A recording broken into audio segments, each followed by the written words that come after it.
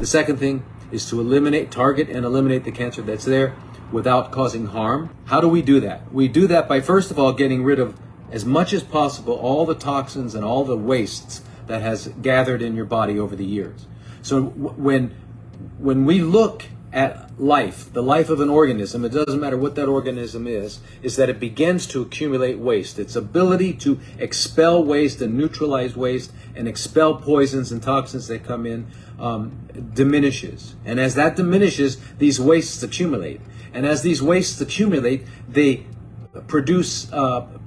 cause problems with the tissues and with the cells. And the cells and the tissues can no longer engage in their job. These accumulated wastes, remember, are the ones that are causing the initial damage on the mitochondria. And it's the mitochondria, the little parts of the cell that make energy, okay, that produce energy. It's these little, they get damaged. Once a percentage of them gets damaged, a significant percentage of them gets damaged, then the cell has to ferment, and that changes the genetic profile. The genes have to change because they have to support fermentation now instead of the other way, which is called oxidative phosphorylation. They can't do that anymore, so because they don't need it. So you do that with drinking different ways, with drinking lots of green juice, or green. I use green because that's the color it usually comes out, because there's a lot of green vegetables. And you drink that. You drink 3-4 quarts a day until you're just peeing, and it's coming out of both ends, and you're cleaning out, right? And you're doing that, and you're full, and you realize you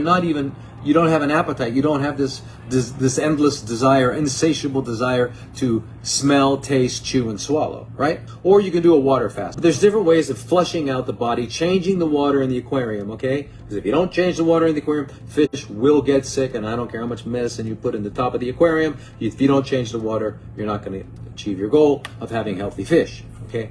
So same thing with the body. So we change the water in the aquarium.